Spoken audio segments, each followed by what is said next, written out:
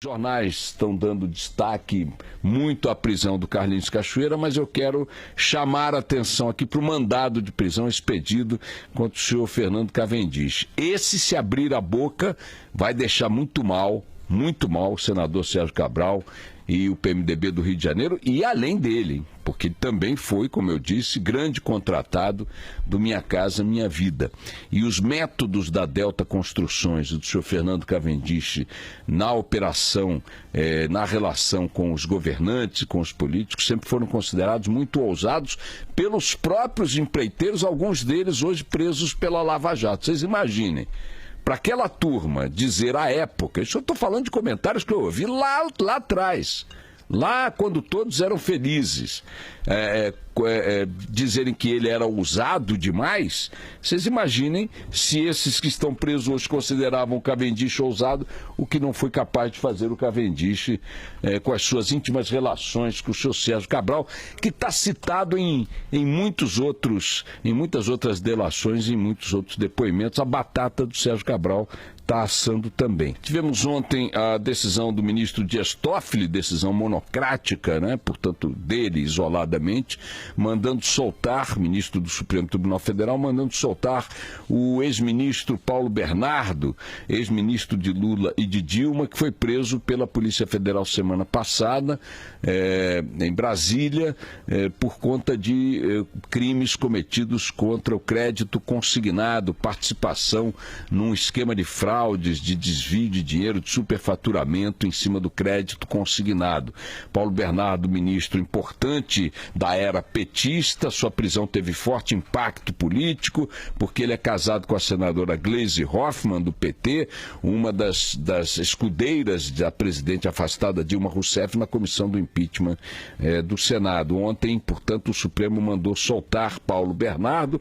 O ministro Dias Toffoli considerou a sua prisão constrangimento ilegal, alegou que a peça acusatória elaborada pela Justiça Federal de São Paulo não tinha nenhuma consistência, mas o Juízo Federal de São Paulo vai recorrer dessa decisão do ministro Dias Toffoli, alegando que ele queimou instâncias, que ele ignorou instâncias, e também o Ministério Público Federal de São Paulo também vai recorrer, muito provavelmente ao Pleno do Supremo, para poder restabelecer a prisão do ministro Paulo Bernardo. Ainda vai correr muita água por debaixo dessa ponte. É importante considerar que as declarações de Paulo Bernardo ontem, dizendo que a prisão foi ilegal, foi clandestina, declarações também da senadora Gleisi Hoffmann no mesmo sentido, podem ir por água abaixo numa nova prisão decidida pelo Supremo, caso o recurso da Justiça Federal de São Paulo prospere ali na mais alta corte do país. E finalmente, minha gente, comentar rapidamente aí o pacote de bondades do presidente Michel Temer, que não para de crescer. Eu confesso que estou um pouco confuso e, ao manifestar a minha confusão, não estou fazendo uma crítica à política social que possa privilegiar ainda os brasileiros de menor renda, como a política do Bolsa Família. Mas é curioso como é que essa política está se dando ao sabor do jogo político, do jogo do impeachment. Vejam, o presidente Michel Temer está fazendo rigorosamente tudo que querem e que pedem os políticos, ou as conveniências do jogo político, para poder garantir a aprovação do impeachment no Senado Federal. Só esta razão pode explicar que Temer, depois de ter feito uma campanha de impeachment, ter liderado uma campanha de impeachment na qual muitos porta-vozes e aliados criticavam a utilização do Bolsa Família pela forma desregrada, nas palavras deles, como vinha sendo feita, pelo uso político do Bolsa Família, pela forma desorganizada como as políticas sociais do governo Dilma vinham sendo feitas, perdulárias, onerosas, mal planejadas, etc. e tal, populista, papapá. Só uma manobra de natureza política, de interesse estritamente político, pode explicar que o Temer conceda para o Bolsa Família um reajuste maior do que o que a própria Dilma vinha prometendo. O impacto desse reajuste do Bolsa Família de 12,5% anunciado ontem é um impacto adicional de 3 bilhões de reais nas contas públicas. O pacote de bondades do Temer, para usar a expressão de hoje do jornal Estado de São Paulo, um pouco mais de um mês de governo interino, tem sido gigantesco. Nem no governo PT, nos seus momentos mais prósperos, né? Nas suas ações mais oportunistas, as bondades eram tão frequentes e tão impróprias ao momento econômico. Porque o bem vale o momento econômico que o próprio Temer discursa e sua equipe econômica discursam o tempo todo, de que é grave, de que requer medidas difíceis, quer momentos austeros e tal.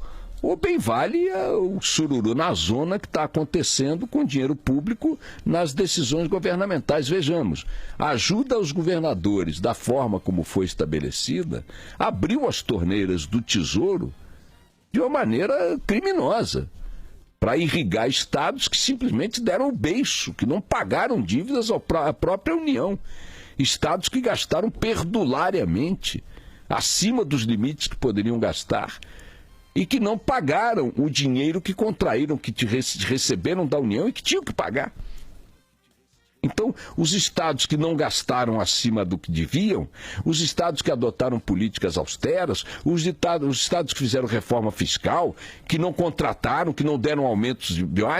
esses estados acabaram punidos, porque foram os bem comportados otários. E não são poucos. Os bem comportados otários viram os maus comportados espertos se darem bem. Por que se deram bem? Por que o Temer, num momento de crise como esse, precisava abrir as burras para governadores perdulários? Porque precisa das bancadas de suas excelências no Senado para poder aprovar o impeachment.